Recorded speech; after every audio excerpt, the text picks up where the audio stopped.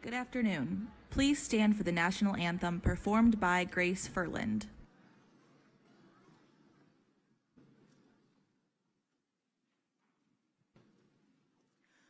Oh, say, can you see by the dawn's early light what so proudly we hailed at the twilight's last gleaming, whose broad stripes and bright stars through the perilous fight o'er the ramparts we watched were so gallantly streaming, and the rocket's red glare, the bombs bursting in air, gave proof through the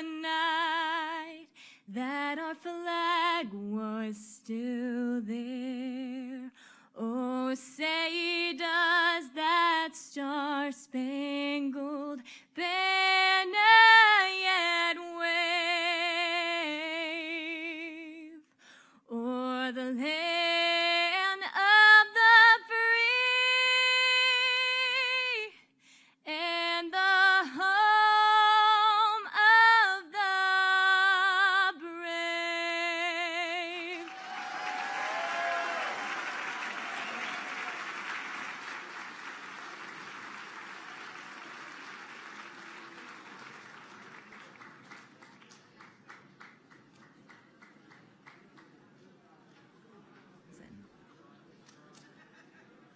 Please welcome to the stage Jeremy Hutchinson.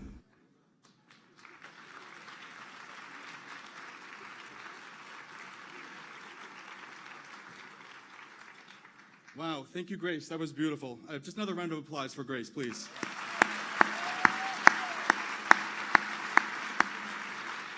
Hello and good afternoon. It's an honor to welcome Mayor Pete Buttigieg back to Rochester. My name is Jeremy Hutchinson. I'm a newly reelected city council here in Rochester. Thank you. Thanks, Peg. But that actually isn't the title that I'm most proud of.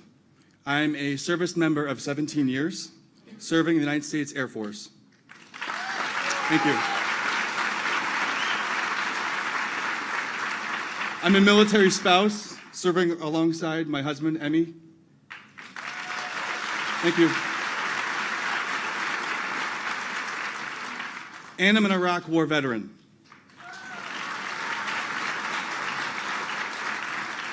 Those are some of the titles I'm most proud of.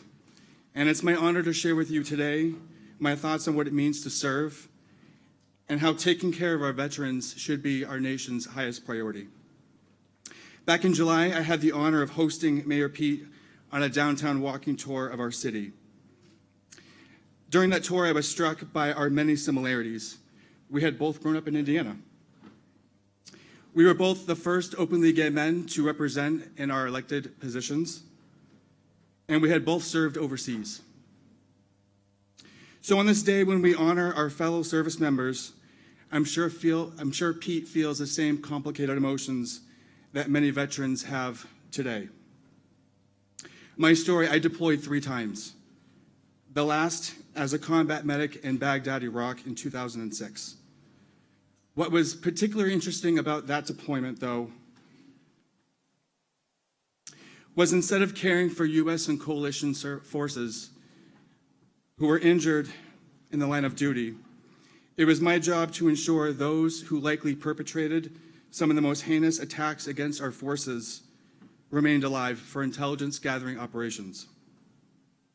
This experience was a complete paradigm shift in how I viewed my contribution to the mission.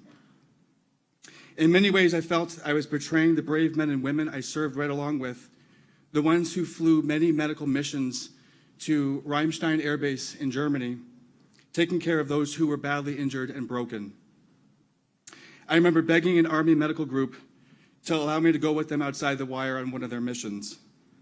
I wanted to see what they saw, and boy did I. But they did warn me. They said, be careful what you wish for. There are some things you can't ever unsee.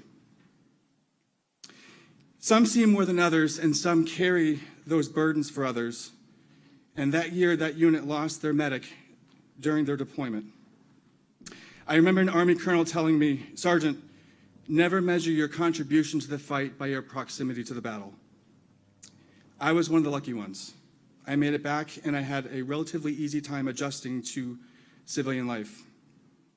But it was certainly an adjustment. I had trouble with loud noises and crowds. Certainly sleep was a problem. But I was also struck by how bright and beautiful the colors were here back at home compared to Iraq, where everything is dull and drab. I remember having an immense amount of survivor's guilt. Why was I allowed to live and others not? But there are plenty who have it much worse than I do. Currently, I'm attached to a National Guard unit, and sadly, the National Guard has the highest rates of suicide among all military services, quite a grim distinction. While the overwhelming thanks that veterans get when they return is appreciated, what they really need is support. We ask our soldiers, airmen, sailors, and Marines to do jobs that most wouldn't do. And we have a responsibility to take care of them after they complete their mission. But it's clear our obligation to care for these same brave Americans is not met with the same level of commitment. We must do better. I have too many friends who have been affected for far too long and who are still working through their experiences while deployed and what they witnessed and how are they going to move past it. And the gaps in our care when we come home certainly contribute to the things that we all see in the news: suicide, homelessness, and substance misuse, which is often used as a form of self-medication. The greatest tragedy, however, in our story as a nation is when those who have answered the call to serve become homeless. What kind of country have we become to allow someone who has risked everything to uphold our nation's greatest values to become homeless? So on this Veterans Day, let's do more than offer thanks. Let's deliver solutions and provide care that we promised to our veterans. Pete is one of the only candidates to have served in the current war that we have yet to end. So it is an important perspective that he has that is far often too missing in the national conversation. Our nation deserves a leader who understands what sacrifice means and how to honor the promise we made to our service members. As we neared the end of our tour, all those months back in July, Pete shook my hand and thanked me for showing him around our city. And he said, please let your community know help is on the way. On this Veterans Day, I hope we can tell our federal veterans that help is on the way. And I welcome the solutions that Pete will put forth today. And that's why it's with great excitement that I announce to you my public endorsement for Pete Buttigieg, our next Commander-in-Chief and President of the United States of America.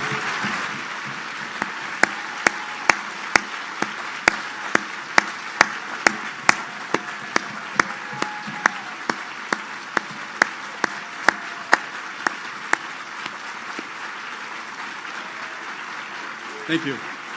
Thank you very much.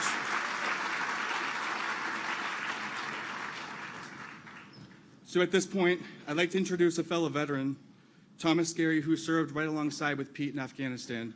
Please join me and welcome Thomas Carey to the stage.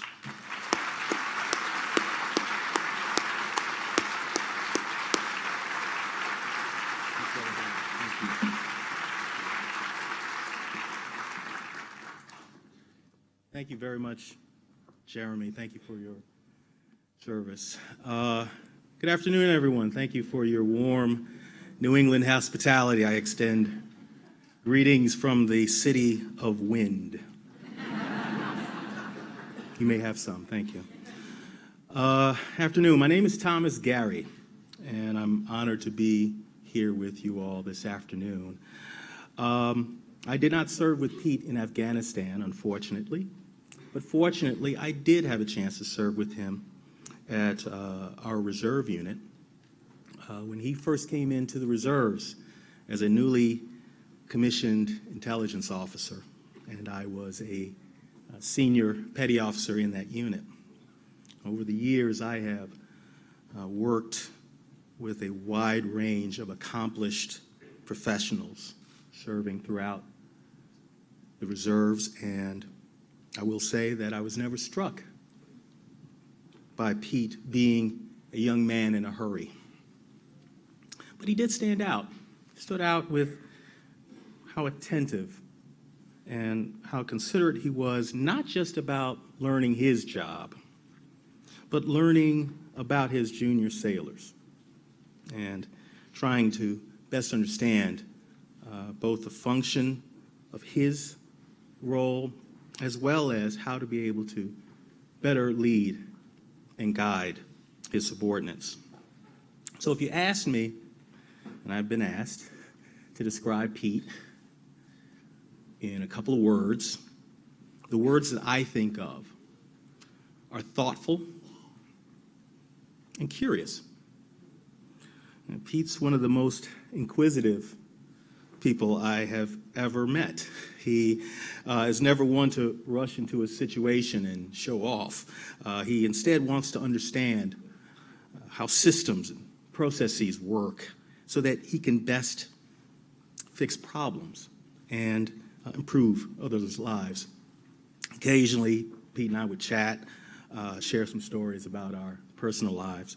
Once he told me early in his first term as mayor that he filed a permit because he just wanted to see how the process worked. He literally submitted a permit just to get a sense of following the paper and understanding the problems that, whether it's a small business owner or a developer or a resident would have, and being able to figure out, well, where are the problems and how can I fix that? And I can actually still picture the excitement in his voice and in his eyes as he describes watching that paper flow through the system and how long it took and what the issues were so that he could better improve that system for others. And Pete realizes that community and values and a culture of belonging are a big factor in what will help us solve the problems in our country. Pete was our unit's fitness command leader, so part of that job was to make sure everyone passed their fitness tests. And believe me, he made sure of that every morning. Early during Pete's term in South Bend, he mentioned to me he wanted to also build a level of trust and encourage a culture of well-being in his community, in his hometown. So he started hosting morning workouts with city employees.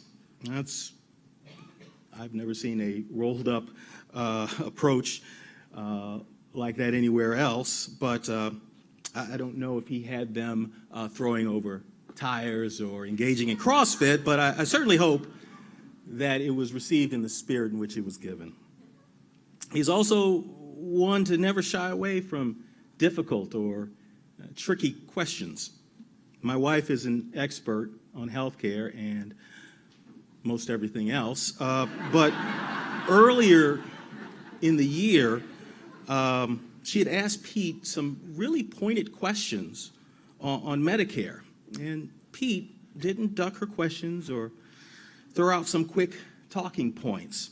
He listened and thought through the complications at play and provided some thoughtful answers to where he would like to go as a nation.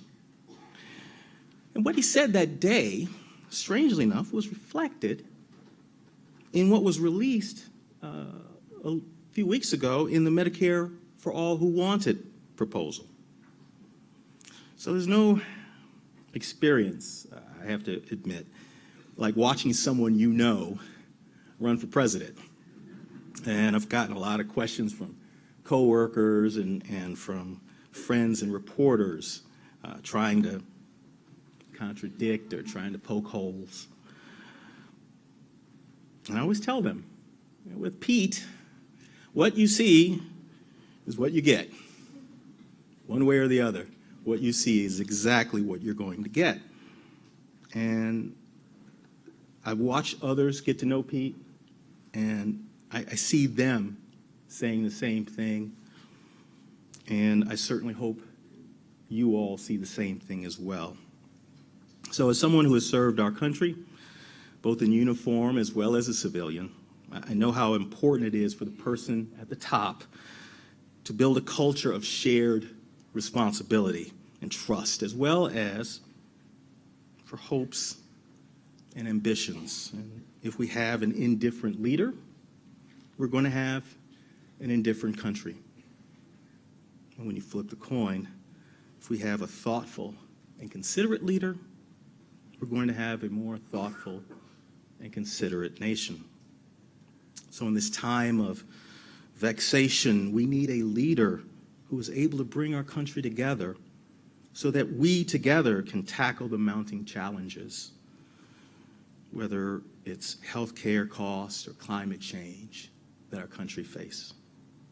So I'm here today to tell you that Pete is exactly that. And I am honored and blessed to welcome to you all my friend and my shipmate, Pete Buttigieg.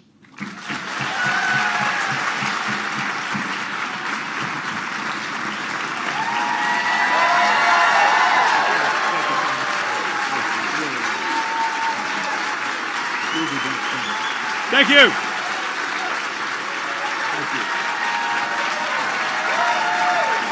Thank you.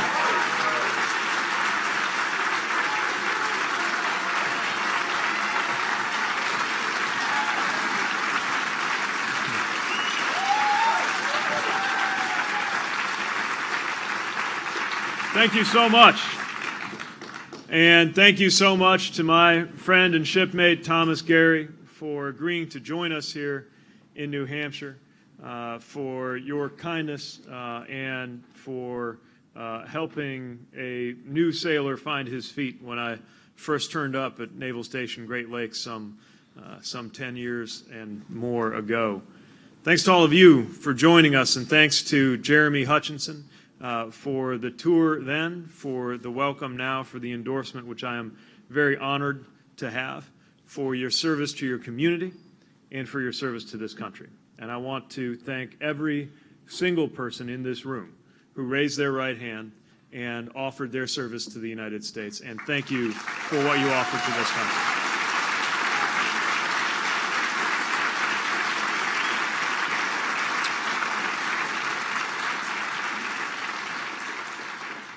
As well as those who love those who serve, families and caregivers. Thank you for embodying what is best in us.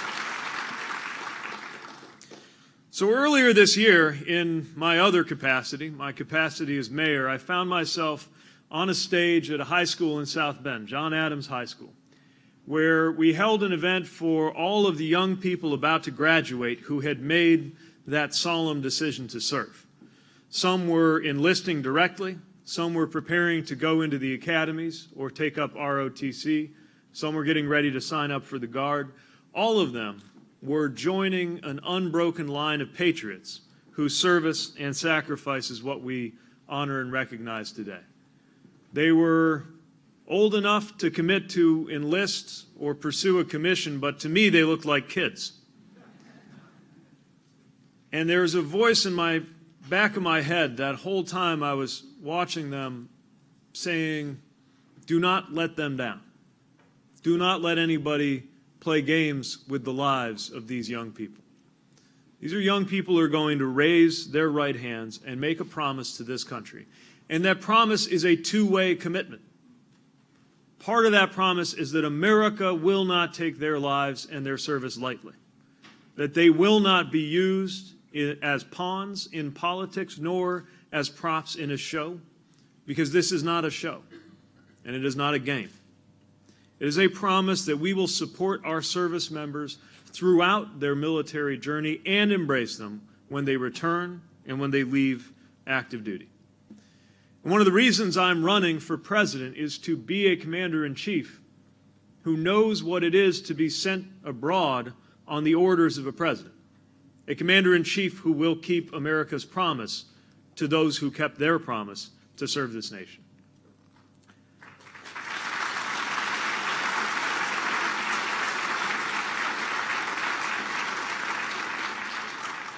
Like anyone who used to serve, when you see people just beginning their journey, when I was at that event with these young people, it brought out a lot of emotions. It brought out a lot of stories I want to tell, all kinds of tedious nostalgia I had to refrain from inflicting on them. And it made me think about that moment over a decade ago when I first tugged on the door of a recruiting office in Indiana. And, of course, the door was locked. I wound up playing phone tag with an NCO in South Bend, then a lieutenant in Michigan. I learned a lot, as many people do when they first join the military, about bureaucracy. I would even later learn that at one point the Navy took down what I had said about my college coursework, hoping to be picked up for intelligence, hoping to impress them by letting them know that I had minored in Arabic, and they had written this down that I had minored in aerobics.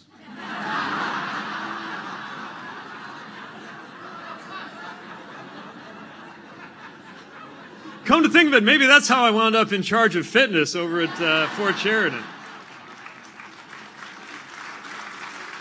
Who knows? But by the way, I actually did at one point encourage our junior staff to flip tires.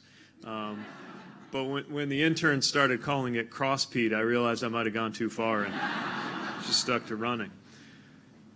But anyway, I kept at it, following that calling to be part of something bigger. I had felt a tug of service growing up, and it was reinforced when I was knocking on doors in rural Iowa for a different young presidential candidate with a funny name. And when I was there, I found entire towns seemed to be emptying their youth into military service and walked away more certain than ever that it was my turn to serve. And so that time finally came when I raised my right hand and took an oath. And the military that I was commissioned into reflects the best of America. But our relationship with that military also reflects our enduring imperfections. I joined the finest fighting force on earth, and yet America had too often failed to adequately care for or even appropriately welcome those troops when they come home. In fact, this isn't in my speech, but I want to say to anybody who is here who served in the Vietnam generation, having come home to balloons and smiles at a time when America had benefited from learning how to separate what we feel about those who serve from what we feel about the policies of this country. I am mindful that not everybody who served had that same benefit. And if you were among those who were not received in the right way when you come home, I believe it is better late than never to say thank you and welcome home.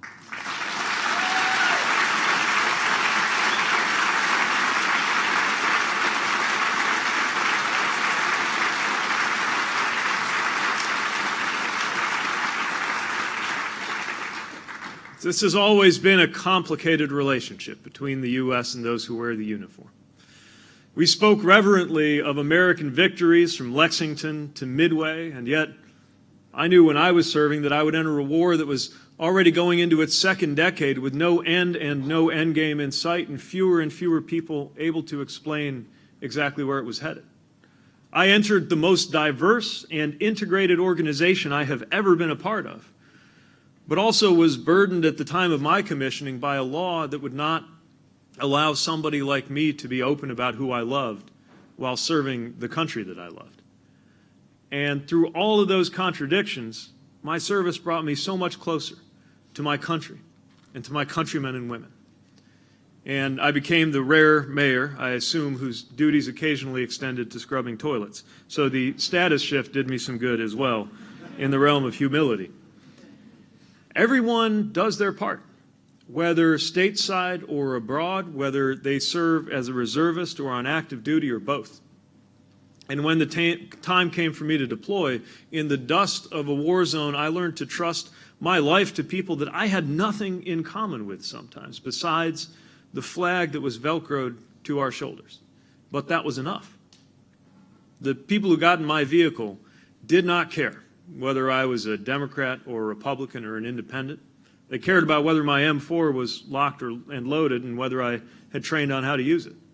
They did not care what country my father immigrated from, whether he was documented or not, whether I was going home to a girlfriend or a boyfriend. They cared whether I had selected the route with the fewest IED threats. They just wanted to get home safe, just like I did. And not everybody did. This morning, navigating the white rows of the Veterans Cemetery that we were able to visit today for a very moving ceremony, I found myself again reflecting on a kind of dictatorship of chance that leaves some of us walking on top of the grass while others are beneath it. And it can be hard to think of any satisfying explanation for why some come back and why some do not. There's certainly no morally satisfying answer. But what we know is that every veteran who serves, in whatever capacity and with whatever experience they had, should be able to expect a level of support in exchange for what they offered this country.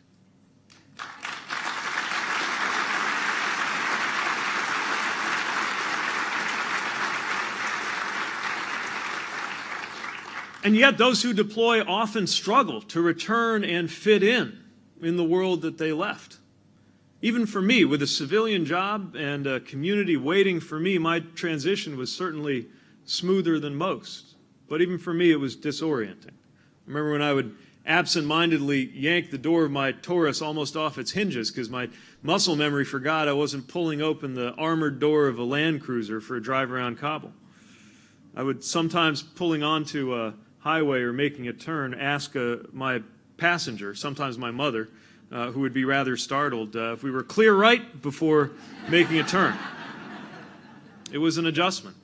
And there were times when I would wrestle with depression when I came home as well. And many veterans find that they have left a conflict only to have that conflict come home with them.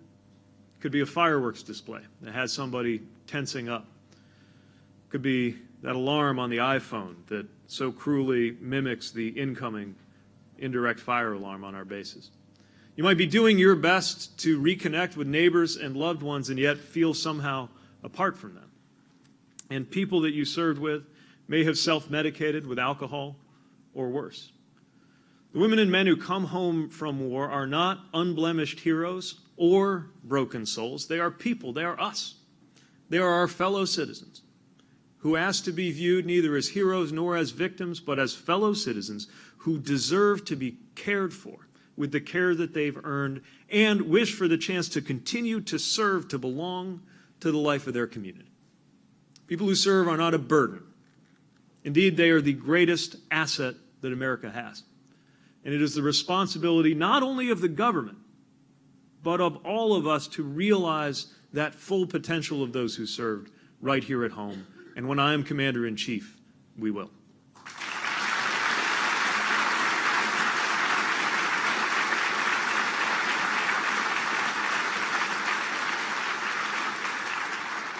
In my administration, we are going to keep our promise to our veterans in three ways.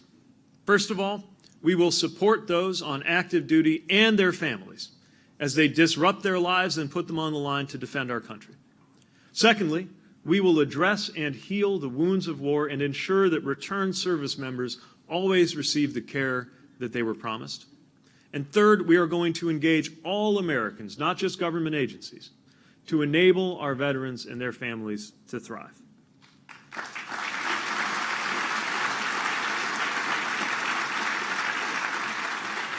So first, we cannot ask those in uniform to do their jobs well if we're not doing ours. This is why the first pillar of our effort has to be to support those on active duty and their families. My mother grew up as an Army brat, partly at Fort Bliss in El Paso, where my grandfather was a military surgeon.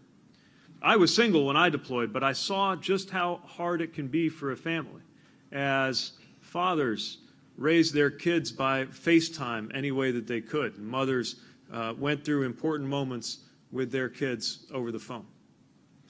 The constant shifts in military life, the difficulty of finding belonging when you were moving to a new school, maybe a new country every few years, the challenge of effectively being a single parent so much of the time. When 80% of military families need some form of full-time childcare, but the Defense Department can't meet the demand, that's not just a family matter. That directly impacts mission readiness. It affects retention. It means that someone is going on a patrol worried about a spouse trying to look after their kids and hold down a job at the same time, which is why the time has come to ensure that every military family has access to high-quality child care.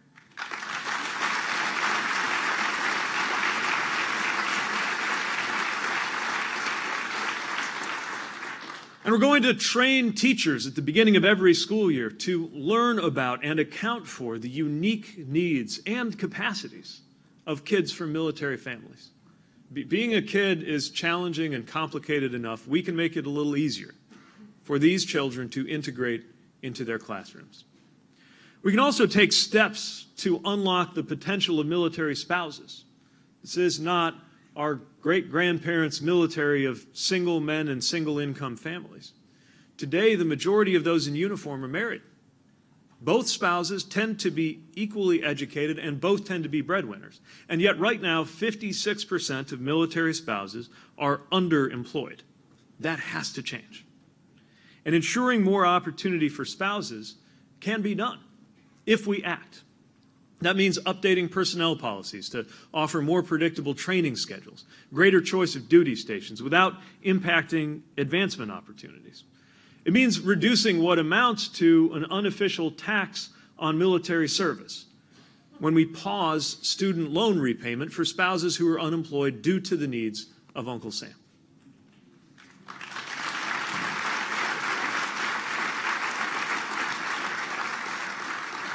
It means we have to make it easier for a teacher licensed in one state to get reciprocity in another, and providing military spouses the same kind of transition assistance that was available to me as a service member.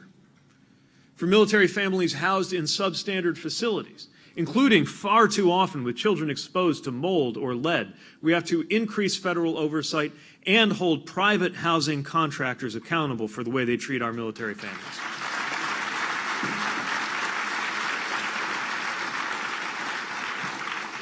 Just not fair to ask somebody to keep our homeland safe if we can't keep our promise to make sure that their homes are safe.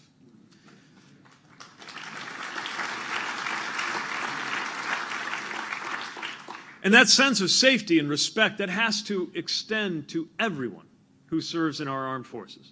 Right now, women in uniform still face additional burdens, high rates of sexual assault, isolation, limits to promotion and leadership opportunities. So we must fully integrate women into all dimensions of military service. We have to ensure that they have access to health care. And we are going to shift the prosecution of sexual assault from military commanders to independent prosecutors so that justice is always going to be done.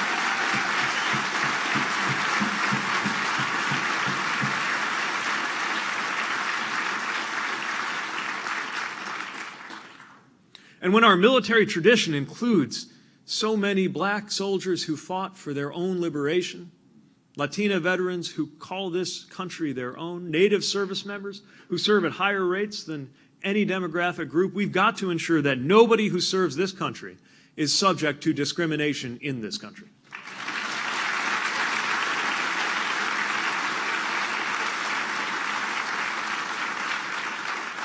It means that we've got to work to promote racial equity, including treating white nationalism as a national security threat, whether it is found in our armed forces or anywhere else in our society.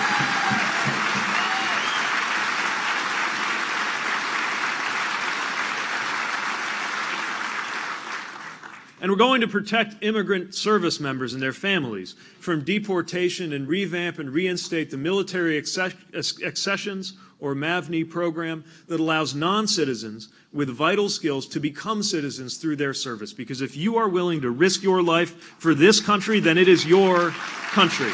And we ought to honor that and acknowledge it.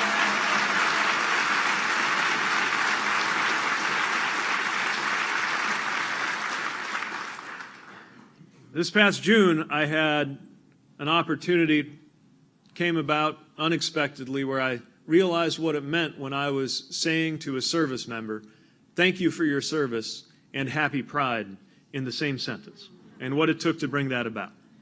We still have to banish bigotry from our military. So that means ending the exclusion on coverage for transgender medical treatment, including surgery, and lifting restrictions that unfairly affect those with HIV.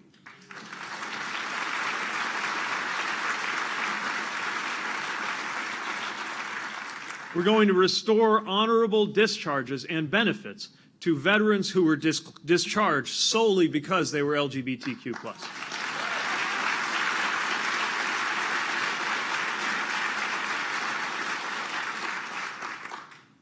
And having seen the outrage of Americans willing to put their lives on the line for this country, having their careers threatened by a president who avoided his own chance to serve, yes, we are going to end the transgender military ban right away when I'm your commander-in-chief.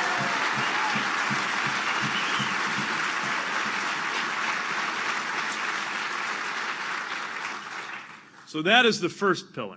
Secondly, when our service members come home and take off their uniforms, we will see to it that each and every one of them gets the care that they've earned.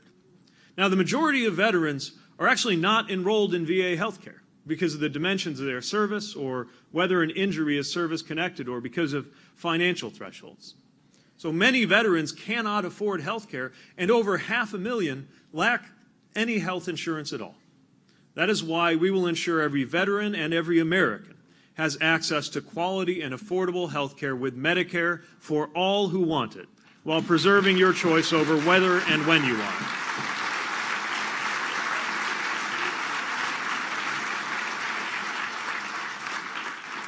And sometimes service members who have attempted suicide or report sexual assault receive less than honorable discharges as a consequence of that, preventing them from accessing care and benefits.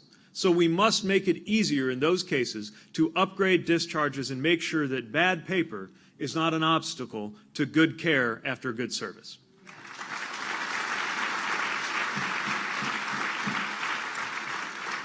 It is also long past time that we build a truly 21st century VA. Sounds like we got some folks who've experienced what needs to be done. I don't want another friend to have to tell me about being passed back and forth between departments and phone numbers, brochures, and websites. I don't want to ever wake up again to news of a veteran dying by suicide in a VA parking lot when health care was not forthcoming. We can do better than that.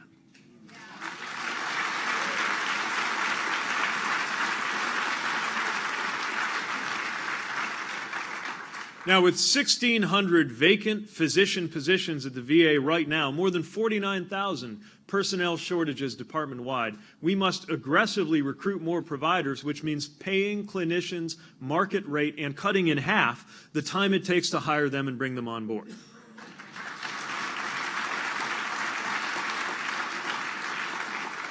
My administration will streamline and modernize care, and that means that the coordinator who improves data and record keeping between the VA and DoD will have a desk in the White House on my watch.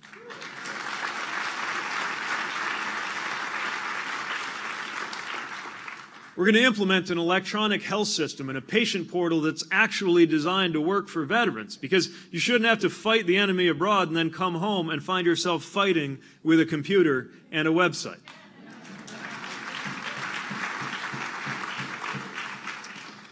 We also need to depoliticize the VA. We're going to have 5-year terms for key positions so that decisions are made based on what is best for veterans and not based on whoever last spoke to the president during a golf game or made the right campaign contribution. This is beyond politics.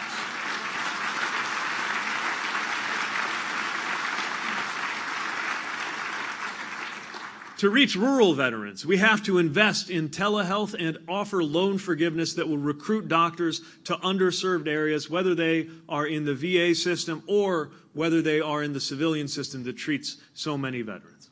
And as the VA works to support a growing number of veterans over 70, we must take care of our aging veterans better, including making it easier to age where they choose to age.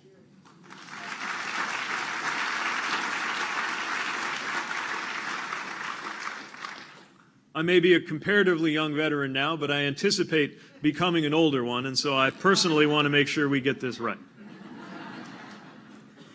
And for those veterans who are shadowed by the invisible wounds of war, we are going to guarantee access to mental health care at parity with physical care in this country once and for all.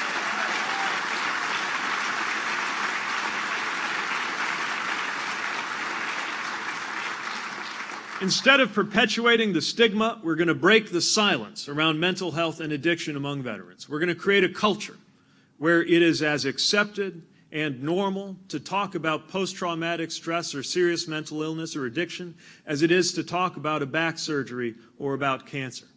We've got to take away the conspiracy of silence that has too many people thinking that they're fighting alone.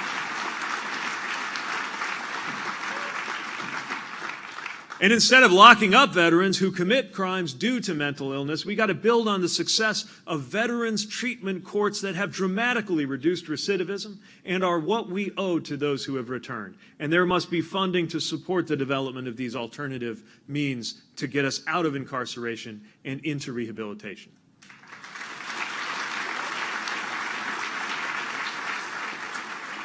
And we must do everything in our power to end the epidemic of veteran suicide.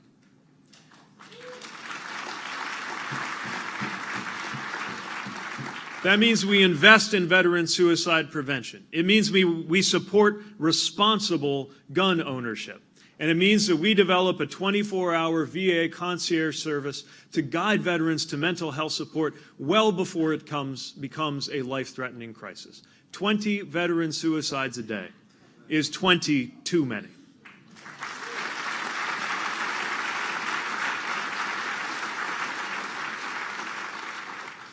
Third, and finally, we are going to engage the American people so that veterans and families can thrive well after they take off the uniform.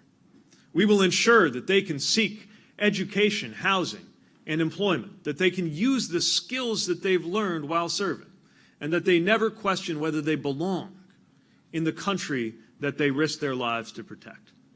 Some of that's going to take federal support. It's going to mean maximizing the benefits of the GI Bill to make it more flexible and to close the loophole that lets for-profit colleges target and take advantage of service members and veterans.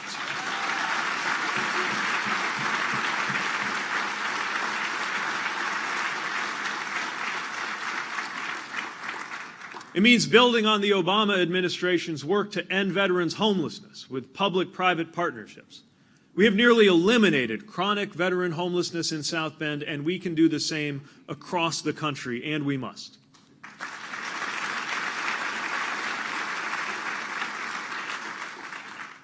Veteran small businesses make up nearly 10% of all businesses in America. And we will provide further business training and mentorship because we know that veterans and their families are not a problem to be solved. They are talent to be competed for, creating opportunities in our communities when we support them. And we are going, as I said earlier, to ensure that we extend to Vietnam veterans the respect and care that too many did not find when they came home to a nation that had not learned how to separate its feelings about a war from its attitude toward those who served.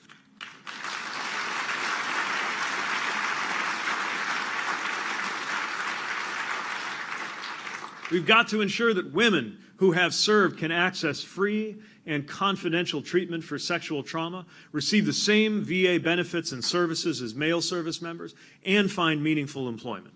I do not want any woman veteran to hear an employer utter those notorious words, "You don't look like a veteran," and when I am president, they won't.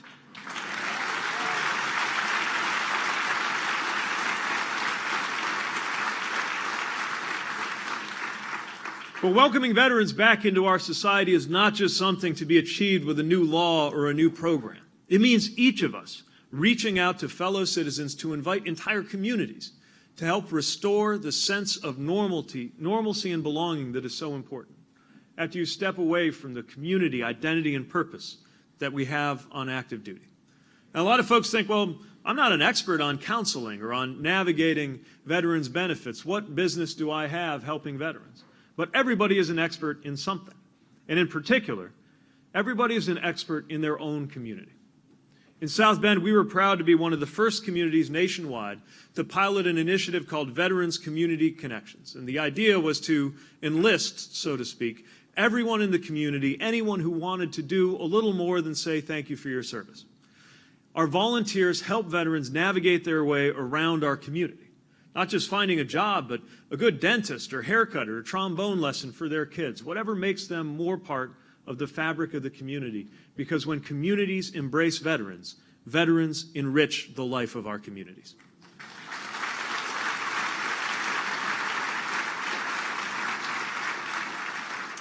In Kansas City, just a few months ago, I saw veterans coming together to build transitional houses and wraparound services for homeless veterans.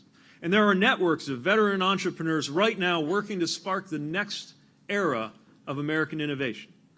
Return service members have helped communities recover from natural disasters, responding to tornadoes in Texas, fires in California, floods here in New Hampshire, and I had occasion to call on them during our own natural disasters in South Bend, Indiana.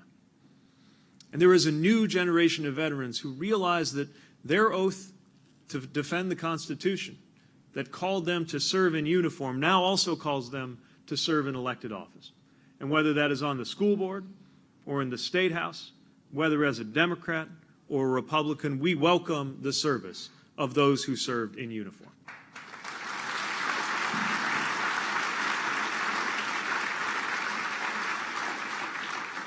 It's across all of the branches. When Democrats retook the House last year, it was thanks in large measure to leaders like Mickey Sherrill, a Navy pilot, Chrissy Houlihan, an Air Force officer, Jason Crow, an Army Ranger, Jared Golden, a Marine. These are leaders who embody the words of America's first commander-in-chief inscribed at Arlington Cemetery, who reminded us, when we assumed the soldier, we did not lay aside the citizen. And it is inspired by the engaged leadership of veterans that I have issued a new call to national service to create 1 million paid service opportunities by the year 2026.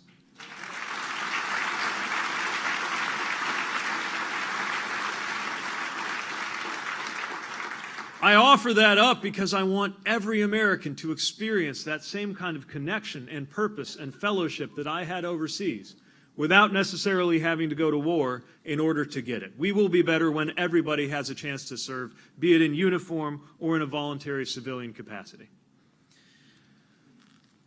A decade or more from now, I want to be able to return to those young people that I saw at John Adams High School in South Bend, to find out about how things have unfolded for them.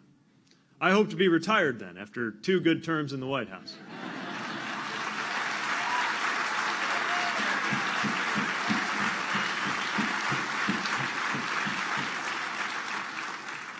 And as a young ex-president settling into private life, I want to be able to salute their service and look them in the eye, knowing that if and when they were called to fight, it was only ever in just and necessary conflicts that kept the peace and advanced American values and interests.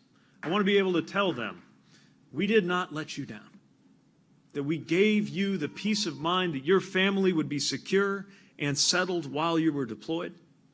I want to be able to tell them we did not let you down in how we made sure that our returning sons and daughters had easy access to the care that they needed. I want to tell them, look and see how your community wrapped you in its arms when you came home, and how we were here for you at every turn.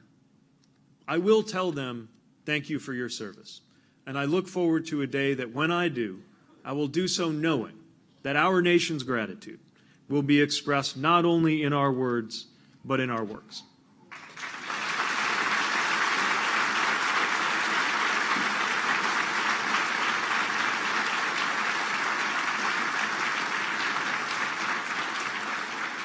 This is the future that we together can build for everyone who wears the uniform of our country. That is the America that I am determined to bring about, and that will be my greatest responsibility and highest calling as your Commander-in-Chief. Thank you.